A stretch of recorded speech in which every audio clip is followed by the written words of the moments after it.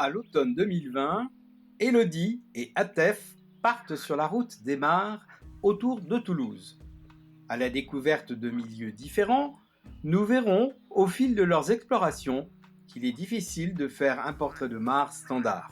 Nous sommes toujours à Blagnac, dans la zone de loisirs des 15 sols, près d'une mare exemplaire pour accueillir la biodiversité. Je vous ai amené ici parce que c'est un exemple de mare pour moi qui est un type de mare qui est le plus accueillant possible pour la biodiversité. Donc on est dans un milieu forestier, c'est une mare forestière, une ancienne gravière, donc c'est une mare de grande dimension, hein, puisqu'on a des mares forestières aussi qui sont de très petites dimensions. Et elle est sciemment laissée en fait en évolution naturelle. Donc elle n'est pas gérée, on ne va pas couper les bords pour la rendre accessible. L'idée, ça va être cette mare évolue naturellement. Donc elle va se refermer progressivement.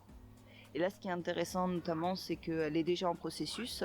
Il y a des arbres morts qui sont tombés dedans, et ces arbres morts là sont une mine d'or en fait pour la faune. Elle va servir de perchoir pour les oiseaux, de perchoir pour les reptiles.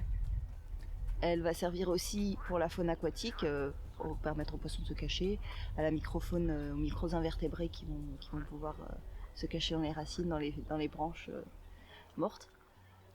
Après, on est en milieu forestier. Ça veut dire que les animaux vont facilement pouvoir accéder à la mare tout en ayant un couvert qui va leur permettre de se cacher, de se protéger, d'être à l'abri au maximum des dérangements liés aux activités humaines. Donc ici, on a une mare qui est en phase très avancée de refermement. On a une végétation aquatique, en fait, typique des milieux aquatiques au centre. On a l'impression que c'est une clairière comme ça, il y a tous les arbres autour, mais c'est bel et bien une mare. Et donc là, elle est quasiment en fin de comblement. Et bientôt, il va y avoir une végétation un peu plus arbustive qui va s'installer. Toujours des végétaux qui sont adaptés au milieu humide. Et ensuite, des arbres. Et puis, d'ici un certain nombre d'années, cette mare n'existera plus.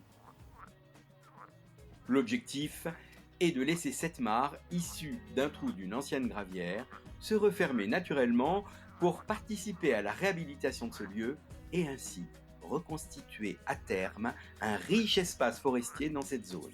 D'ici là, cette mare sera utile à la biodiversité animale et servira aussi bien de lieu de vie, d'alimentation ou encore de reproduction pour les espèces présentes.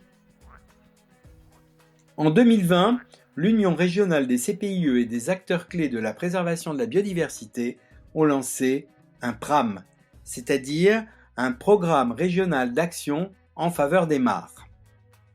Le PRAM de la région Occitanie œuvre à la préservation des mares du territoire. Il réunit les acteurs qui agissent déjà localement afin de mutualiser leurs connaissances et leurs compétences. Il accompagne celles et ceux qui souhaitent agir en faveur de ces milieux pour les aider à protéger, restaurer, gérer, créer et valoriser une mare. Vous êtes une collectivité, une structure ou un particulier qui veut agir pour la préservation des mares de votre territoire. Nous mettons en place des actions de sensibilisation et de préservation dans le cadre du PRAM. Contactez-nous!